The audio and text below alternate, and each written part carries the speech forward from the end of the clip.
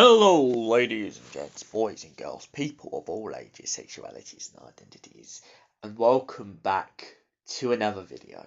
And today's video is a very different one. Yes, I was sitting there recently and I just finished doing the Beetlejuice review, and you know what? It got me thinking. This is the perfect time to start doing reviews on plays that I've gone to see. And maybe a couple reviews on some plays that I haven't gone to see. So if there's any plays out there that you recommend I go and watch at some point, I'll write them down, I'll go and watch them, and I'll come back and we can do a review on it and we can go through it. But I thought, why not start with one of the ones that I've gone to see very recently, and that is none other than Hadestown. So sit back, grab your popcorn, and get very comfortable, because we're going way, way under the ground. So what is Hadestown, you may be asking? Hadestown is a very southern musical about love, about loss, and most importantly about overcoming things. So let's introduce you to a few characters. There's Hermes, there's Hades, there's Persephone, there is Orpheus and Eurydice, and there are the Fates. Now these are the main ones you need to keep an eye on when it comes to this play. Orpheus and Eurydice. Let's start with them, however. Orpheus was a young boy. He always had a gift to give. And he was the son of a muse. And you know what those muses are like. They wear their heart out on a string. Now Eurydice was a hungry young girl, always moving from place to place. She was no stranger to the cold, no stranger to the wind. Apologies, I really don't mean to sing all of this, but the lyrics tell most of the story of Hadestown. So, as we've just introduced you to there's Orpheus and there's Eurydice. Orpheus is a muse, he sings a lot, and then there's Eurydice, who is always like, she doesn't believe that she belongs anywhere, so she's always moving away, she's always moving on, and she's never stopping. Then there's Mr. Hermes. Right, Mr. Hermes is our narrator throughout the whole play. He tells the story of Hades and Persephone and Orpheus and Eurydice. And he pretty much is someone who's lived through all the events.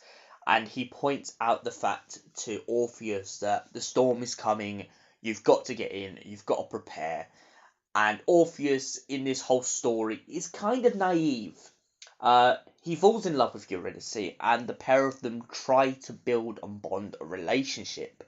And that relationship we watch flourish and begin to build throughout the first act of the play. And essentially, Orpheus is living this falsehood of this idea that nothing can ever go wrong in life. Whereas Eurydice is very used to being caught in a storm. But as Mr. Hermes points out, this is no ordinary storm, and this is a storm that will shift and shape their life completely. So Eurydice tells Orpheus to pretty much help her build a fire, help her gather wood, help her essentially feed the pair of them. And Orpheus spends the whole time writing a song. When this happens, Eurydice gets swept under the storm and dragged away. Now, for anyone who has read the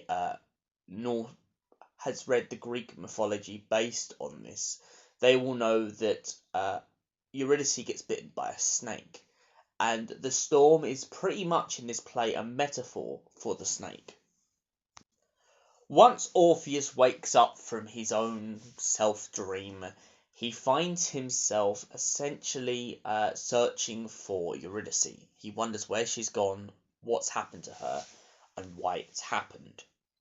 To which Mr. Hermes breaks out of the narration and essentially starts saying to him, why do you care? You can meet anyone.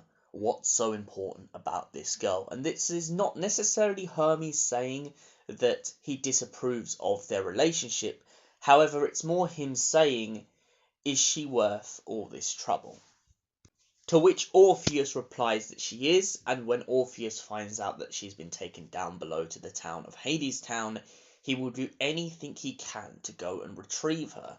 Hermes points out that it's not easy to get into Hades Town, and the only way is to follow the train track down below. When Orpheus arrives in Hades Town, however, Mr. Hades is absolutely shocked and appalled to find an absolute outcast looking around his town, skulking around. He begins to wonder whether he's someone who's come to assassinate him, or whether he's someone who essentially has turned up to mess with his perfect utopia, as Mr. Hades calls it. As the play goes on, we begin to jump back and forth and begin to discover the past life of Mr. Hades. He wasn't always a cold, calculated soul. In fact, he was much like Orpheus at one point, a very man full of love and life, and so much more. But over time, all the loneliness in the dark underworld had tainted him and made him a man of business, and nothing more. His wife, who lived in the world above, called Persephone, came down one day, and what she discovered horrified her in Hades Town, as he had been forcing people to build a wall, and had also made machinery and things to be his instrument of his power. His people in the town begin to poke and prod at Orpheus, and eventually Orpheus turns the stone after essentially being silenced by Hades. But then again, inside of his heart, Orpheus could not stop singing, and so the boy who turned to gold eventually managed to melt away from his entombment and essentially began to wake up from his dream, remembering what he was truly in Hades Town for, and he would not stop until he found Eurydice. However, there was a problem when he finally found Eurydice. She had signed a contract with Hades for her soul, and maybe, just maybe, a little bit more. Hades had no romantic intentions with Eurydice, but he did have her soul, and for that she became nothing more than a plaything in the instruments of the world that Hades had designed. Persephone then eventually convinces Hades to free Eurydice from the world, but would Hades keep his promise? Well, that was the real question. Hades begins to give Orpheus an ultimatum. He promises that as long as Orpheus walks back up to the surface and doesn't turn around for one single second, that he would allow Orpheus and Eurydice to be together forever. However, when the journey begins, Orpheus struggles and starts calling out into the night, hoping that Eurydice is behind him. And when they eventually get to the surface, they're almost home, almost once and for all there. However, Hermes had already warned Orpheus before taking this journey that Hades is a very powerful man, and if he doesn't listen to the ultimatum he'd been given, Hades will just snatch Eurydice back, and her soul will be lost to the afterlife once and for all. And so Orpheus stupidly doesn't listen to the warning and turns around for a single second before they were free. And so hence begins the tragedy. Orpheus is left alone on the surface, whilst his love Eurydice is trapped down in the underworld, a puppet in the game of Hades.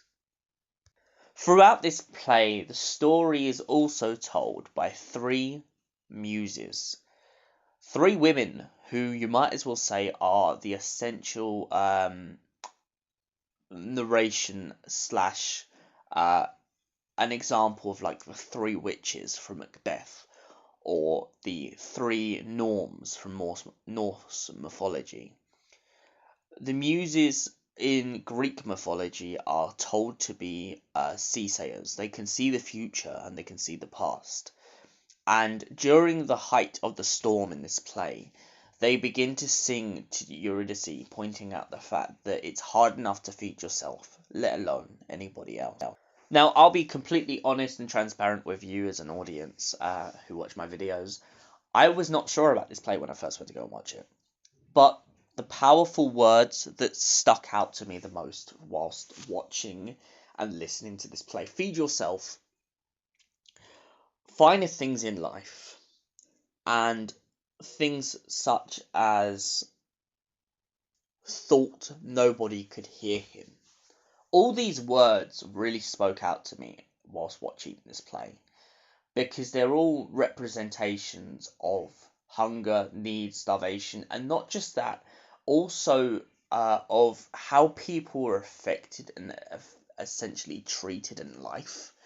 And the way that Orpheus is like, he's like a newborn child trying to adapt to the world in this play, is what makes it so essentially strong to the audience, is you're learning along with him. Hermes is someone who is very knowledgeable. He's lived a long time. He's experienced a lot of these things. And throughout the play and narration, he is constantly reinversing to the audience the fact that he is trying to teach Orpheus these things. And even at the end of the play, even though we never truly know Orpheus's fate, we know that he was a very sad and lonely man towards the end. But we also know that he wasn't fully alone, because Hermes was still around, and Hermes was still trying to say to him, "You've learned a lesson about life. It's not that easy." We also have the Muses throughout this play, which are the equivalent of the three witches, the Norns from Norse mythology. And the Muses, as Greek mythology, have always been seasayers. They can see the future and they can see what happens. And their ability to do this really gives the audience a clear understanding of where the play was going. And for that reason, and all of this and everything that makes this play what it is, I have to give Hadestown a solid 10 out of 10. Thank you for watching, and we will see you in the next play review / videos. Goodbye for now, you beautiful, incredible people.